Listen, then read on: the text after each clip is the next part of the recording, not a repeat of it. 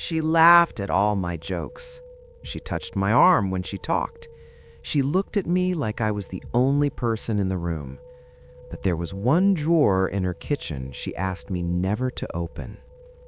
Her name was Mara. We met on a dating app 3 months before this happened. She had warm brown eyes and a soft voice that made you feel safe. We texted every day, long conversations that went past midnight. She remembered small things I said, my dog's name, my favorite color, the reason I stopped talking to my dad. Our first official date was at her apartment. She cooked pasta with garlic bread, candles on the table. The kind of night you remember because everything feels perfect. I got there around 7. She answered the door in a yellow dress. The apartment smelled like herbs and something else underneath, something I couldn't name, something old. The dinner was good. The wine was good. The conversation was easy. She talked about her childhood in a small town in Oregon. She talked about her mother, who had passed 2 years ago. She cried a little. I held her hand. After dinner, I offered to help clean up. She let me. We stood side by side at the sink, washing dishes, and that's when I noticed the drawer. It was just a kitchen drawer, plain wood, but there was a small padlock on it, a real one, the kind you'd put on a storage unit. I didn't say anything at first, but she saw me looking. "Don't worry about that one," she said. Her voice stayed calm. Her face stayed calm. "It's just old stuff from my mom." I nodded. We moved to the couch. We watched half a movie. She fell asleep against my shoulder around 11. Her breathing was slow and even. I should have stayed still. I don't know why I got up. Something pulled me. Curiosity, maybe? Or something else. I walked back to the kitchen quietly and stood in front of that drawer. The padlock was open. Not broken, open, like someone had forgotten to click it shut. I told myself not to. I said it out loud in a whisper. "Don't." I opened it anyway. Inside there were photographs, dozens of them, printed on regular paper, slightly blurry. They were all of me. Me at the grocery store, me at the gym parking lot, me sitting in my car outside my office, me walking my dog at 6 in the morning before anyone else is awake. The dates were written on the back of each photo in red pen. The oldest one was dated 11 months ago. We had only matched on the app 4 months ago. I stood there holding the photos. My hands were shaking. Behind me, in the living room, I heard the couch cushions shift. "You weren't supposed to open that." Her voice was not sleepy. Her voice was completely awake, clear and flat and calm in a way that was worse than any anger I'd ever heard. I turned around. She was standing in the kitchen doorway with her arms at her sides, watching me hold the photos of myself. She didn't look embarrassed. She didn't look scared. She looked at me the way you look at something that finally stopped running. I left. I don't remember the drive home.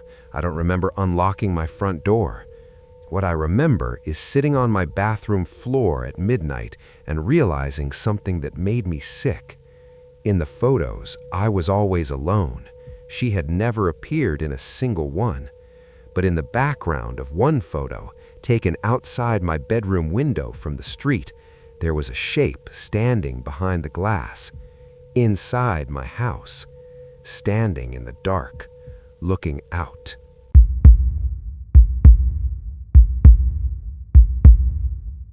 The waitress brought 2 menus. Megan ordered 2 meals. I thought it was sweet that she was hungry.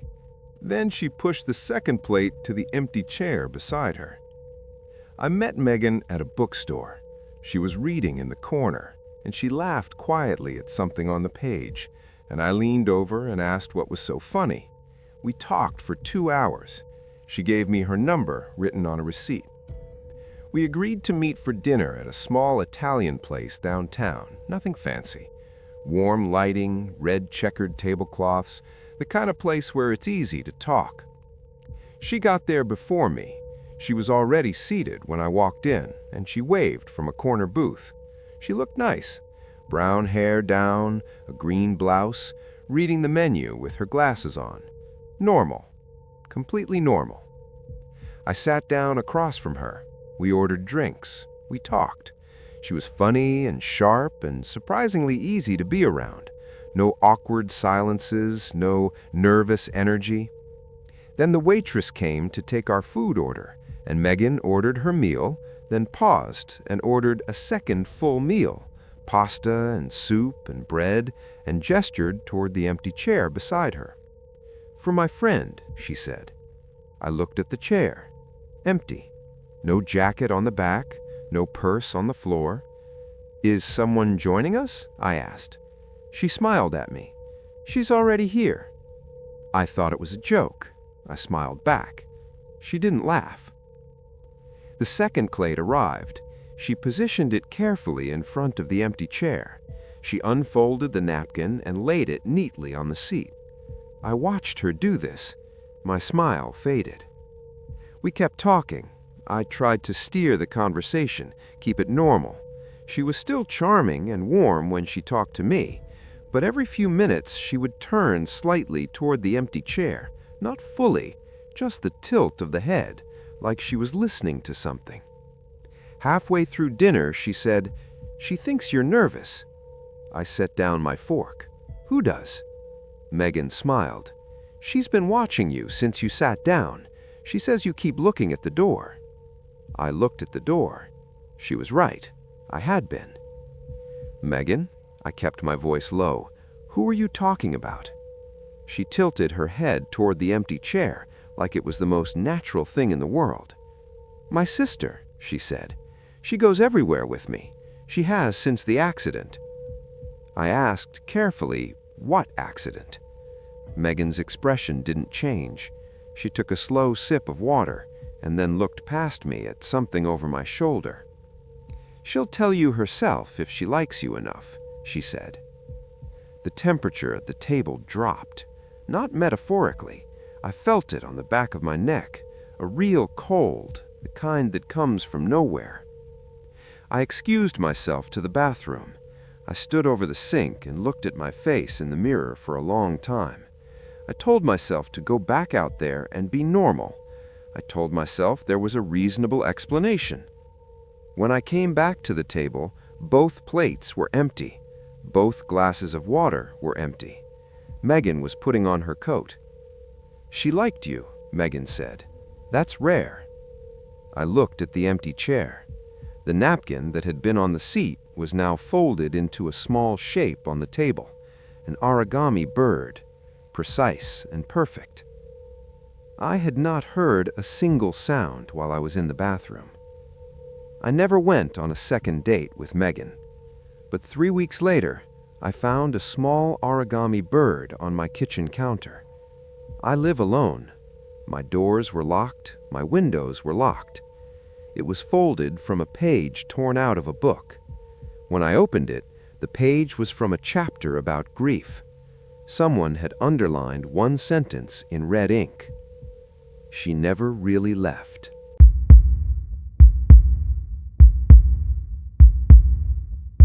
She said she grew up in the house at the end of my street. I told her that was a strange coincidence. She said it wasn't a coincidence at all. She said she had been watching me for years. Her name was Claire. She was quiet in the way that feels thoughtful rather than cold. We matched online and talked for 3 weeks before agreeing to meet for coffee. She chose the place, a small cafe about a mile from my apartment. I didn't think anything of it. We ordered, we sat by the window. She was pleasant and calm and said all the right things. Midway through the conversation, she mentioned the street I lived on, by name. I paused. "How do you know where I live?" She smiled. "I grew up there, the blue house at the end, near the dead-end sign. I lived there until I was 16. That was my street. The blue house at the end was the abandoned one, the one with the boarded windows that the neighborhood kids dared each other to touch the porch of. Nobody lives in that house," I said. "Not anymore," she said. I let it go. People grow up in houses that later fall apart. That's not strange. I steered the conversation somewhere else. But she kept coming back to the neighborhood. She knew the names of the trees in certain yards. She knew about the drainage ditch behind the park. She knew that the street light on the corner had been broken for years. She described my street at night, the sounds, the way the shadows fall from the old oak trees, the way the wind moves differently there than anywhere else. She described it too well. "Do you ever go back?" I asked. "Yes," she said. "To see the house?" She looked at me with steady eyes. "To see you?" I laughed. I thought she was flirting. The way she said it made it sound like a joke. I let it hang in the air and changed the subject again. After coffee, she offered to walk with me. I said sure. We walked the mile back toward my apartment, and I thought nothing of it until we turned onto my street and she didn't slow down. She walked like she knew exactly where she was going. She pointed out things as we passed them. That's where the Kellerman family had their dog. That crack in the sidewalk has been there since I was 8. That tree fell in a storm and they cut it down, but I kept a piece of it. We stopped in front of my building. She looked up at it calmly. "Your window is the 3rd one, 2nd floor. You leave the lamp on when you're home." I had not told her which apartment was mine. I looked at her. She was already looking at me. "Claire," I said, "how long have you actually been coming back here?" She thought about it seriously, like it was a fair question that deserved an honest answer. "Since I found out you moved in," she said. "And when was that?" She smiled, not warmly, slowly. "The week before we matched online," she said. "The cafe." She had chosen a cafe 1 mile from my home. She had suggested the walk. She had navigated my street in the dark like a map she'd memorized. I went inside. I locked the door. That night, I stood at my window, the 3rd one, 2nd floor, and looked down at the street. She was standing at the corner, under the broken streetlight. She wasn't looking up. She was facing my building. She stood there until 3 in the morning without moving. I know, because I watched the whole time. I was too afraid to stop.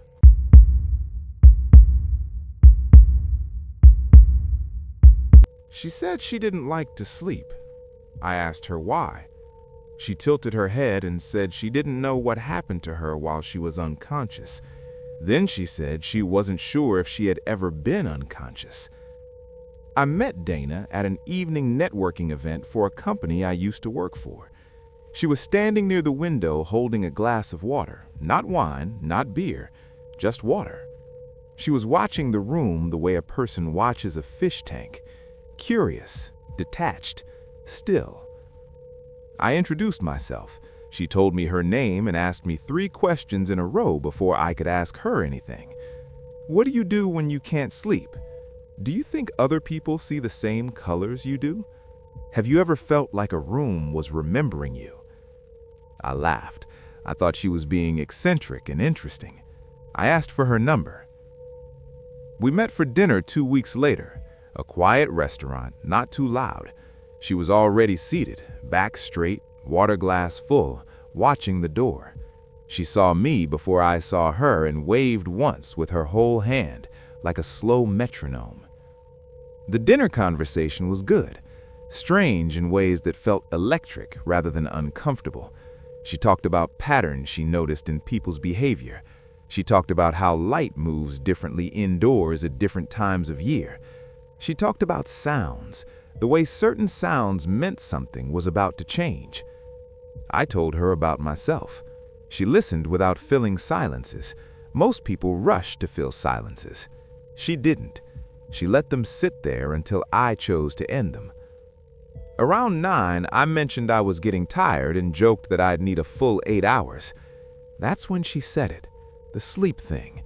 The thing about not knowing what happened to her during unconsciousness. I smiled. "You mean you don't like not being in control while you sleep?" She shook her head slowly. "I mean, I'm not certain I sleep. I close my eyes, time passes, but I don't know what I do during that time." I stared at her. You must sleep. Everyone sleeps. She looked at me steadily. How do you know what you do when you sleep? I didn't have an answer for that. I made a joke to cover it, and she smiled politely at the joke without it touching her eyes. After dinner, we walked outside. The night was cold and clear. She stopped on the sidewalk and looked straight up at the sky for a long moment. Not at the moon, just at the black between the stars. Do you ever feel something up there looking back? She asked. No, I said. I do, she said. Always, since I was small. It doesn't bother me anymore. She said goodnight. She walked to her car. I watched her drive away. I went home. I lay in bed and I thought about what she said about sleep, about not knowing what she did when her eyes were closed. I fell asleep around midnight. At some point, I woke briefly, that half-awake moment when you're not sure what pulled you out of sleep. I looked at the ceiling. The room was dark. The lamp was off. I had not turned the lamp off. I always sleep with the lamp on. I have since I was a child. My phone lit up on the nightstand. A text from Dana. Did you sleep well? The timestamp said 3:14 a.m. I turned on the lamp. The room was empty. The door was locked. The windows were closed. But the chair in the corner, the chair I never sit in, was slightly turned, not facing the window, facing the bed.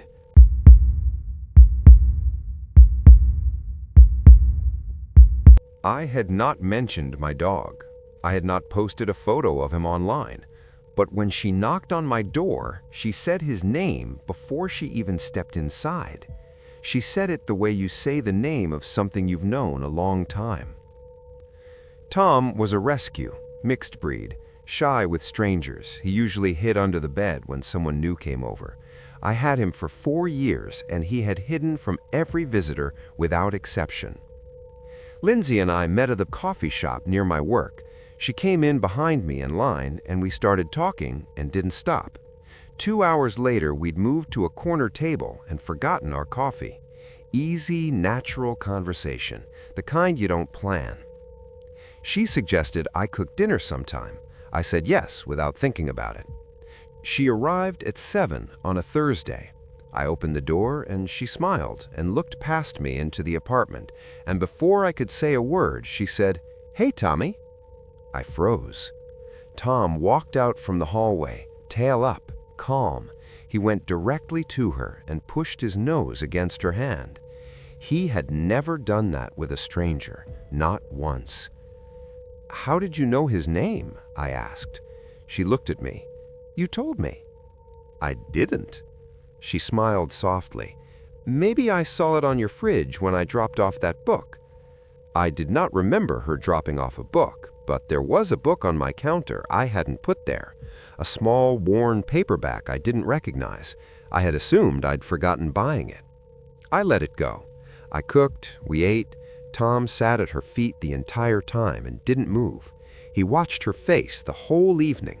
Not in the way dogs watch for food, in the way they watch something they're not sure about. After dinner, she walked around the apartment slowly, looking at things on the shelves, photos, books, small objects I'd collected over the years. She picked up a small rock from a tray on my bookshelf, a gray, smooth rock from a beach in Maine I visited when I was 12.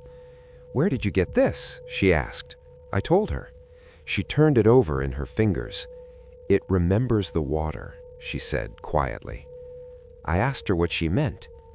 "Objects hold things," she said. "Places, sounds. You can feel it if you pay attention." She set it down very carefully. She didn't pick up anything else. She left around 10. Normal goodbye. She thanked me for dinner. She scratched Tom behind the ears, and he leaned into her hand with his eyes closed. I locked the door and stood in the kitchen. The book was still on the counter. I picked it up. Old paperback, no author listed on the cover. The title was just a single word burned into the cloth cover: "Watching." I opened to a random page. The text was dense and small, hard to read, but someone had circled a paragraph in pencil. I held it under the light. The paragraph was a description of an apartment, a small apartment with bookshelves and a gray rock on one of them, a dog that slept near the door, a lamp left on by someone who was afraid of the dark. At the bottom of the page, in handwriting I didn't recognize, someone had written, "He still doesn't know I've been inside." Tom was standing at the hallway, looking at the front door. His ears were flat, his body was still. He was not looking at the door. He was looking at the space just to the left of the door, the corner where there was nothing, the corner where the air felt different than it had an hour ago.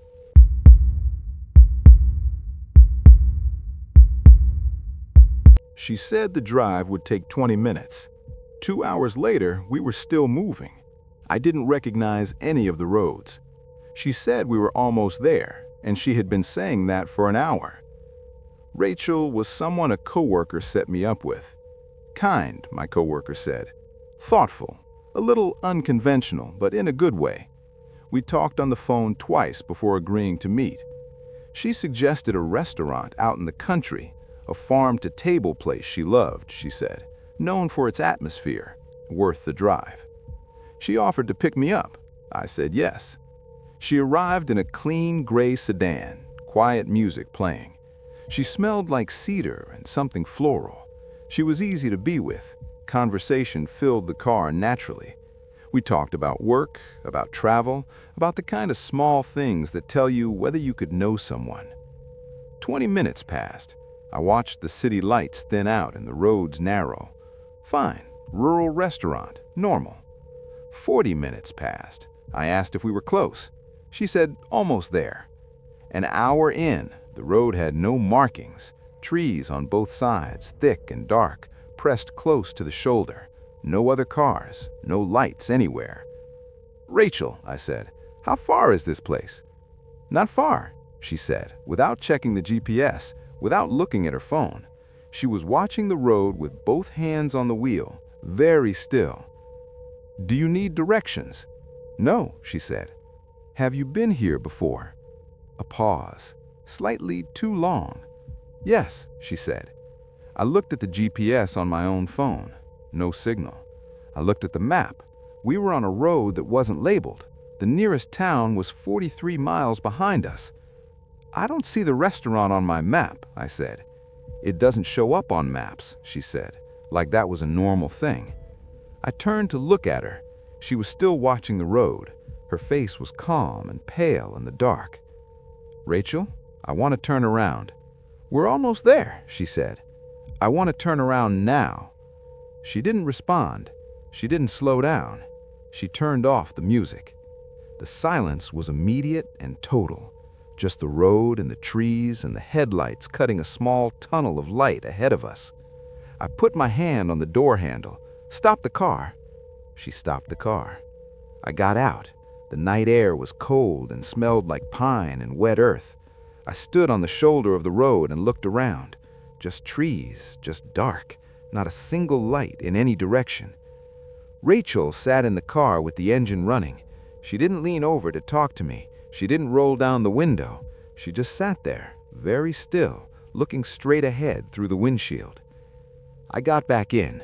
The warmth of the car felt wrong now. "Take me home," I said. She turned the car around without a word. The drive back took 22 minutes, exactly as she had promised the drive would take originally. She pulled up to my building. She kept her eyes forward the whole time. I got out. I said her name. She didn't answer. I went inside. I called my coworker the next morning and asked about Rachel. My coworker was quiet for a moment. Then she said, "Who?" I described her, the gray sedan, the name, how my coworker had set us up. My coworker said, "I've never set you up with anyone. I wouldn't do that. I don't even know anyone named Rachel." I still don't know who picked me up that night. I still don't know where she was taking me. I still don't know why it only took 22 minutes to get back from a place that took 2 hours to almost reach.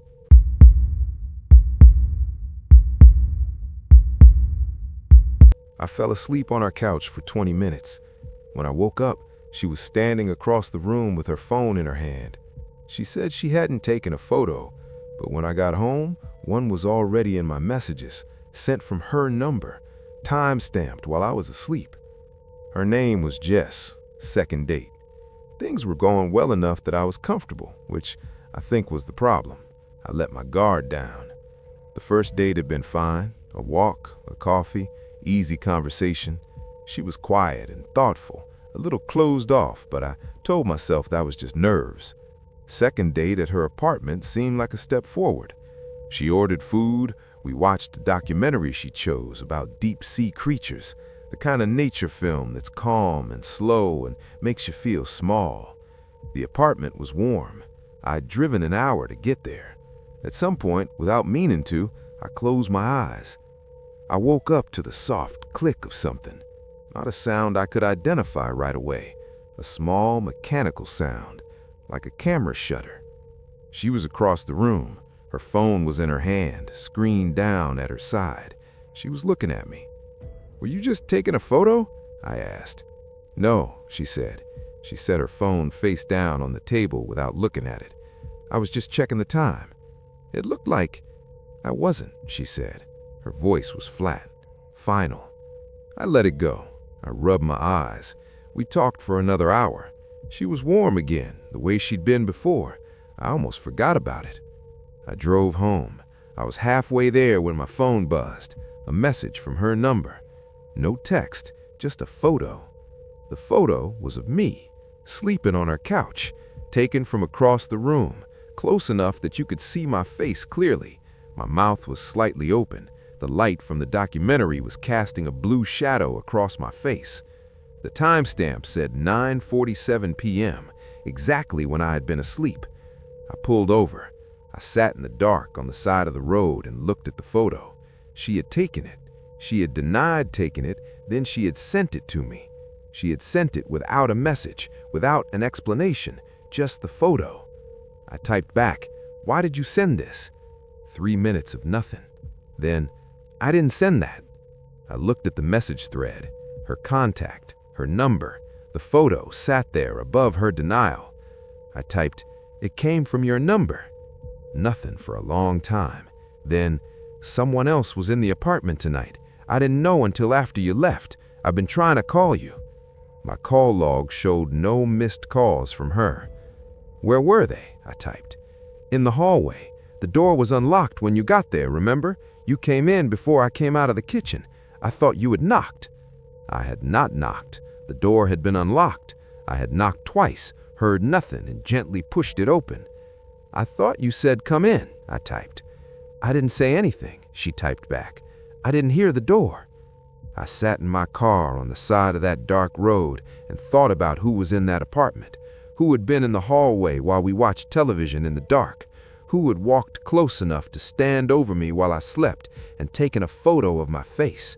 And then I thought about the click, that small mechanical sound. That was not the sound of a phone camera. Phone cameras are silent unless you turn the sound on. That sound was different. That sound was older.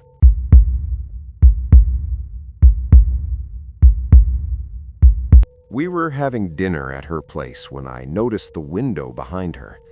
There was a person standing outside it. We were on the 3rd floor. She told me not to look at it directly. Her name was Vera, Eastern European accent, careful with her words, the kind of person who thinks before speaking, warm in a reserved way. I liked her a lot. 3rd date. She cooked at her apartment, a real meal, candles again. She put on soft instrumental music and opened a bottle of wine she'd been saving, she said, for a good occasion. I felt the weight of that. We were an hour into dinner when I saw it. Her apartment was on the 3rd floor of an old building. No fire escape outside that window, nothing to stand on. The window behind her faced an alley, and beyond the alley was a brick wall. But there was a shape there, a person-shaped shadow against the outside of the glass, standing still, no movement. I stopped mid-sentence. "What's wrong?" she asked. I looked at her. I looked back at the window. Still there. "There's someone at your window," I said. She didn't turn around. She set down her fork very carefully and looked at her plate. "I know," she said. "Vera," I kept my voice steady, "there's a person standing outside your window. We're on the 3rd floor." "I know," she said again. "How? Please, don't look at it directly," she said. "It doesn't like to be looked at." I stared at her. "It?" She picked up her fork again. Her hands were steady. She took a bite. "It's been coming for 2 years," she said, chewing slowly, like we were discussing the weather. "Since I moved here from Brasov. I don't know if it followed me or found me here. It's worse in winter, longer nights. Vera, we need to call the police." "I've called the police," she said, 3 times. "They find nothing. They think I'm unwell." She took a sip of wine. "Look at it from the corner of your eyes if you have to, not directly. If it thinks you can see it clearly, it comes closer." I looked at the window from the corner of my eye. The shape was still there. I looked back at Vera. "Have you always been this calm about it?" "No," she said. "The first year I was not calm at all." She touched her wrist on the inside, where a long pale scar ran from palm to elbow. Not jagged, clean, like something had pressed there rather than cut. "I've made peace with it," she said. "It doesn't come inside. It only watches." "Has it ever tried to come in?" She looked at me for a moment before answering. "Once," she said. "The last boyfriend looked at it directly." I asked what happened to him. She looked down at her plate. "He moved away," she said. But the way she said it had a seam in it, a small space where the truth was different, and she had folded it out of sight. I did not look at the window directly for the rest of the evening. When I left, I walked to my car and I did not look up at her window. But in my rearview mirror, as I pulled away, I saw the building from the outside. The shape was gone from the window. There was nothing in the alley. There was nothing on the wall. But on the roof of the building across the street, something was standing very still, watching the road, watching me drive away.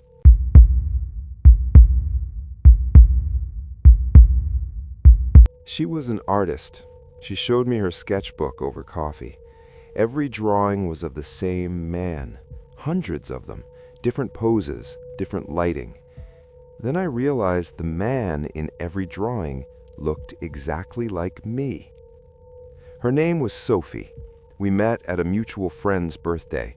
She was in the corner of the room drawing in a small notebook, and my friend pointed her out and said, "She's incredible, look at her work." And she was. Even from across the room, you could see the lines were precise and alive.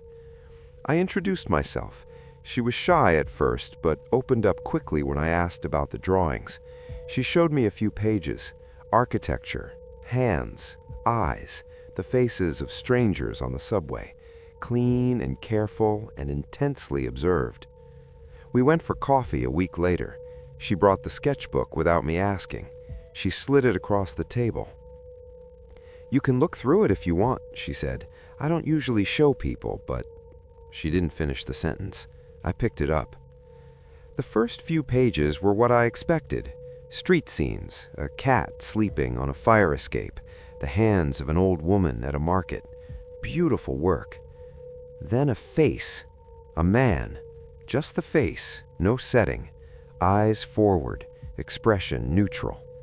I turned the page, the same man, this time in profile, looking to the left. Another page, the same man sitting at what looked like a kitchen table. I kept turning.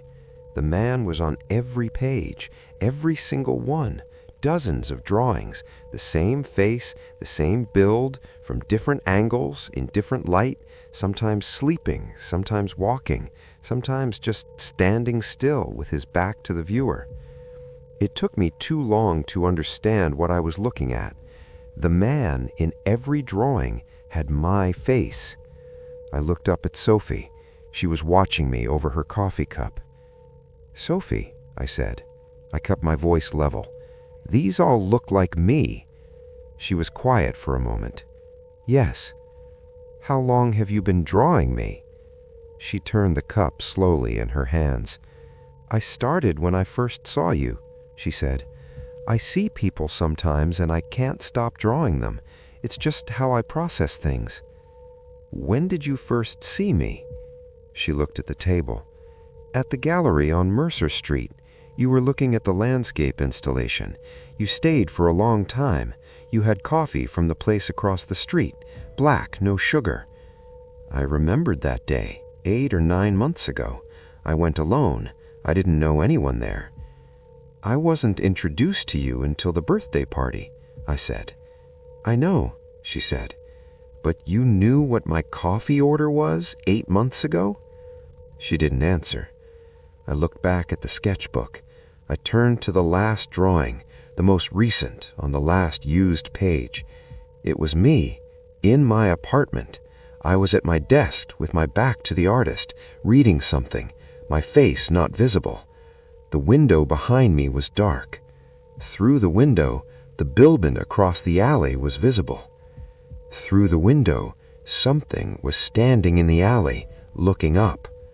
The drawing was so detailed I could see the expression Sophie had given the shape in the alley. It was looking at me, but it was not Sophie. It was something else, something that had no face drawn in, just a shape, just a form where a face should have been, left deliberately empty. I looked up at Sophie.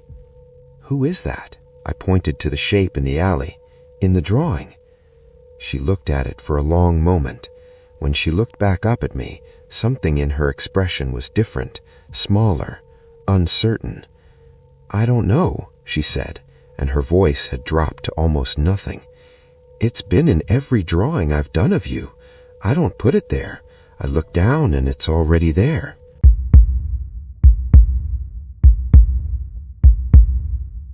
Everything about the date was fine. Good restaurant, easy conversation. She was kind and pretty and genuinely funny. At the end of the night, when I walked her to her car, she took both my hands and said, very seriously, that something was going to come for me. She said she was sorry she couldn't stop it. Her name was Nadia. We met through a friend of a friend. Smart, warm, a little serious, but in a way that felt genuine. We met at a nice restaurant downtown. White tablecloths, the kind of place where the evening moves slowly in a good way. The date was genuinely pleasant. She made me laugh. She had strong opinions about things that mattered and didn't care about things that didn't. We talked about her family, her work, her fear of flying, my fear of hospitals, normal things, human things. After dessert, she was a little quieter. I thought she was tired. I paid the check.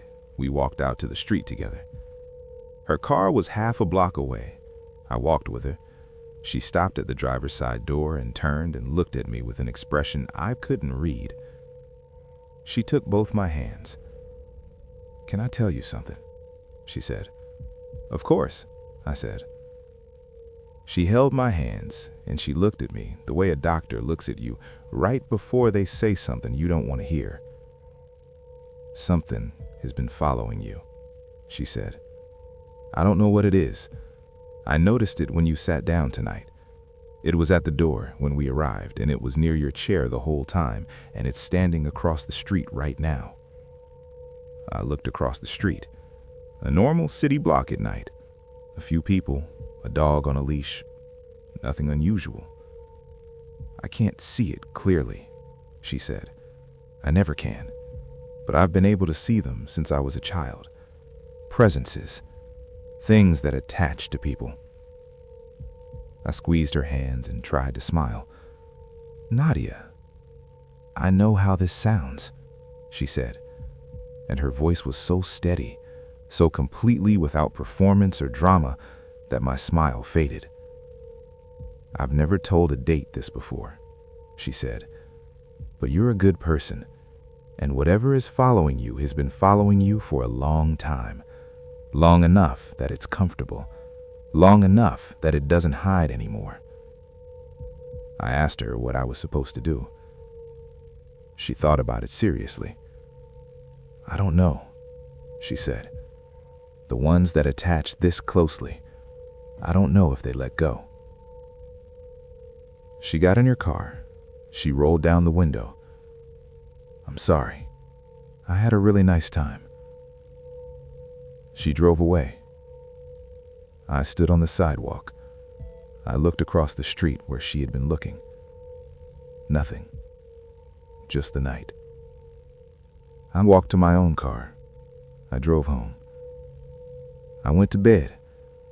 I lay in the dark, and I thought about what she said. Something following me long enough to be comfortable, long enough to stop hiding. I thought about all the small things over the years that I had explained away. The sounds at night, the feeling of being watched in empty rooms, the way my dog stared at corners, the way a cold draft came from nowhere, the photos I'd found taken of me while I was asleep, the shapes outside windows. I turned on my phone and opened the camera and slowly panned it around the dark room. In the corner, behind my door, the phone screen showed a pale distortion, not quite a shape, not quite a reflection, something that didn't belong to the room. It was there for 1 second, then gone. I have not turned off the lights since then.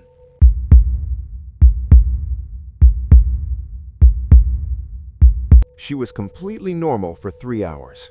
Good food, good wine, good conversation. Then at the end of the night, she leaned across the table and asked me, very quietly, if I had ever seen my own reflection blink when I wasn't blinking.